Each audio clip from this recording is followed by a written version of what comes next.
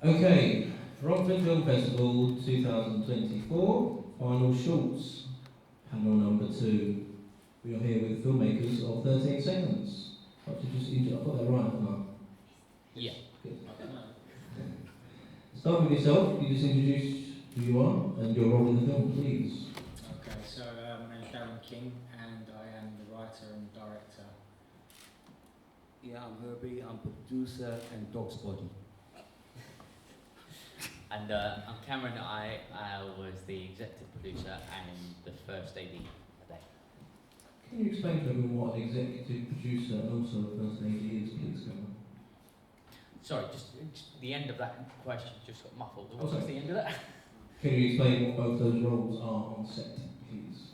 Well, to my understanding, the executive producer is the main funding of the film. So that was my role to begin with when Darren was talking about it and when he was sharing the script with me. And then first AD was the general running of the set. So effectively helping Darren when Darren was Failing. Is that like a wingman role? like a wingman, Yeah. like a set wingman. Scheduling, things like that. Yes, making sure that he's got all of his shots ready together, which was difficult because he never actually did a shot list. So it was very much sort of on the fly. But yeah, it was my first time in that sort of first AD role, which was I quite liked it, and it just helped to keep things moving on the day, which can happen, and things can go wrong, and yeah, it was a fun, productive day.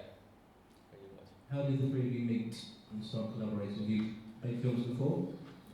Yeah, we have been with, my memory's terrible, so go on, Herbert. Years ago, I'll take Yeah, that. we 10 met years ago. quite a while back. I wrote a short film that Darren was cast in, and we just became friends on that. And then Darren knew Cameron, and we done another film, and Cameron was introduced to me, and rest is history, as they say. Yeah. What drives all of you as creative people? Cameron, do you want to answer first? Well, I think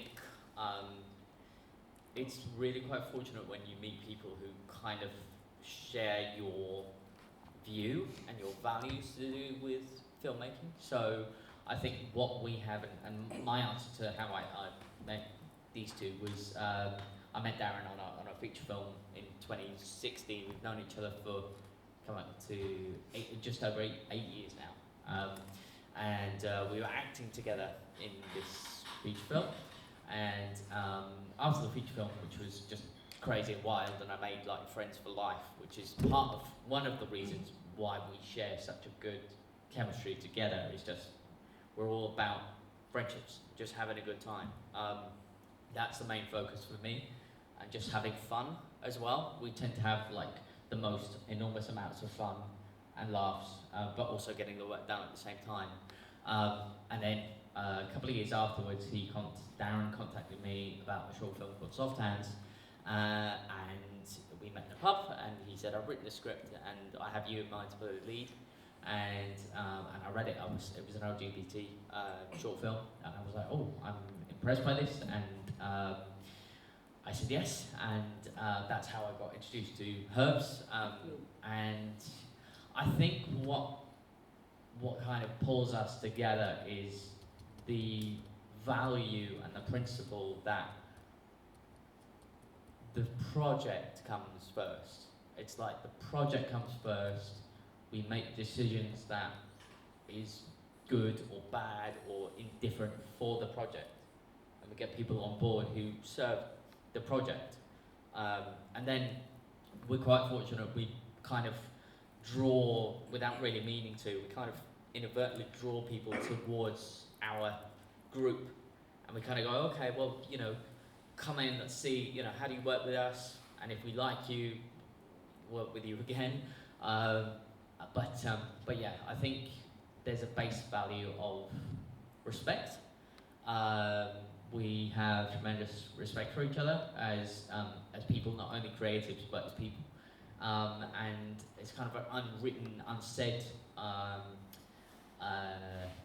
value that we haven't really talked about, but we sort of fall into every single time that we work together.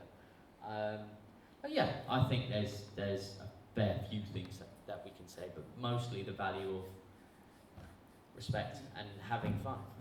And as Cameron said, we set a standard that we don't let slip. Because once you start slipping, making that standard slip, it's very hard to get back in there, and people judge you by your work, you know.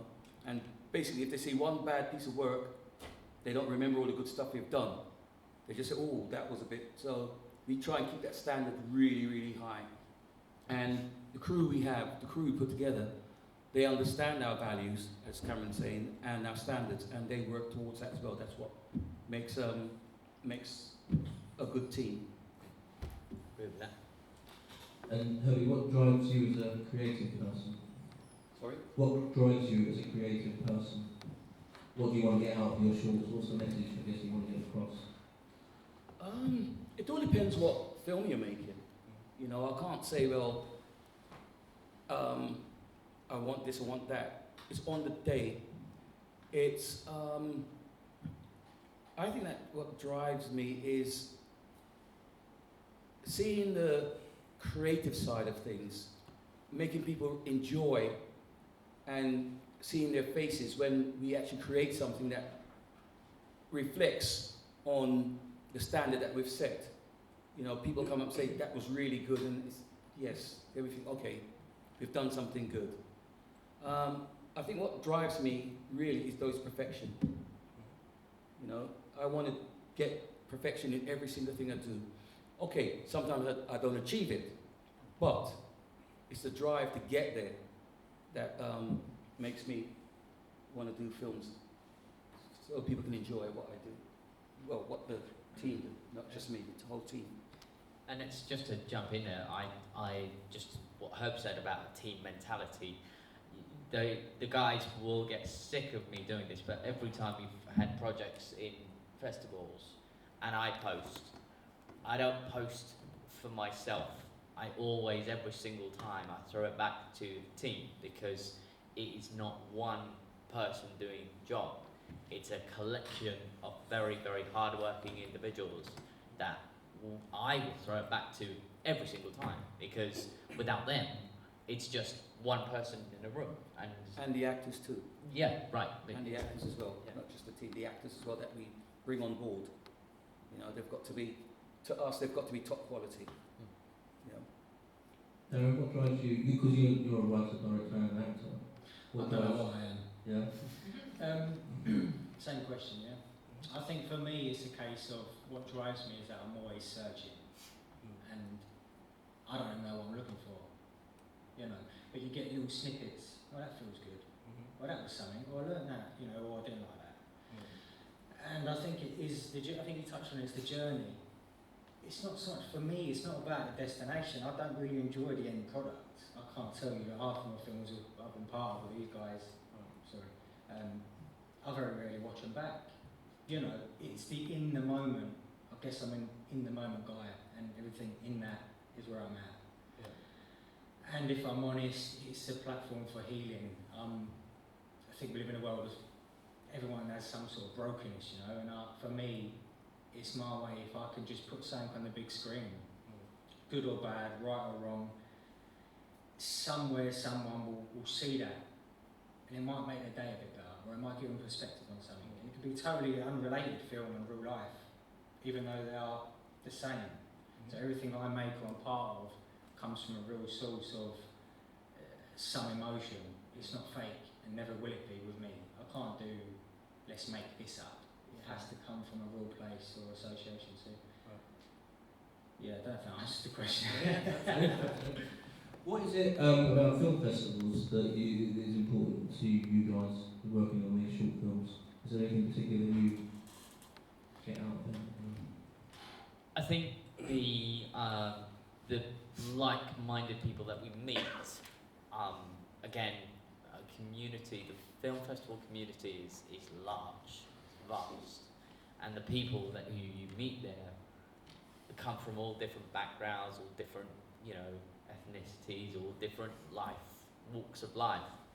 And I think film festivals serve a very good purpose because they give creatives who, you know, different financial backgrounds, they give them the chance to showcase their work.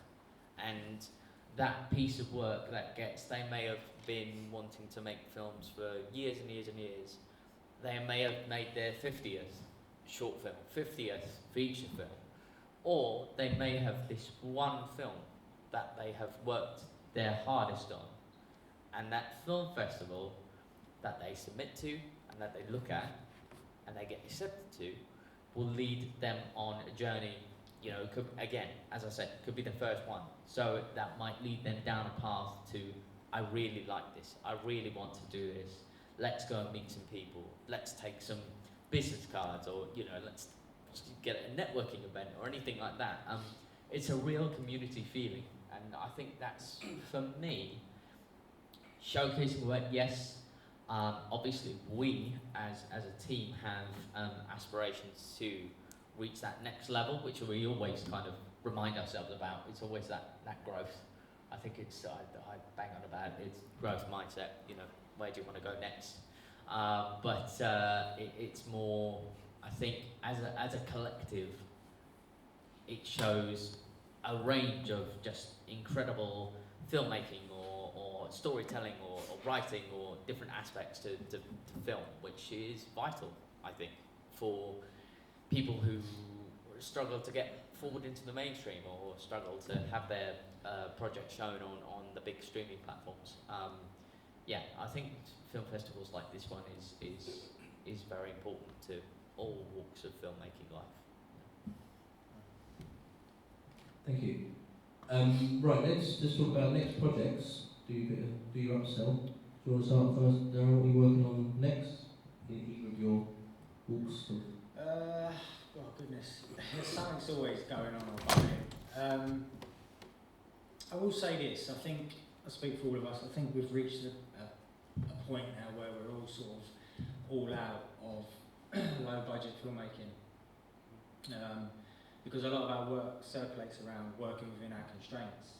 So with 30 seconds, that concept was derived more from what can we do rather than what do we want to do. So it was just working like one location, two casts. George Russo, Leon Black were amazing in this, and they're doing really good things. And I just think it's a case of, I think independent, we're always looking for that next step up, and I think for many of us, it doesn't really seem to happen. And I hate to sound doom and gloomy, but I'm only being me and being real. You know, more can be done, but then I'm like, you go through phases as a filmmaker where you're hot, then you're cold. You're hot and then you're cold.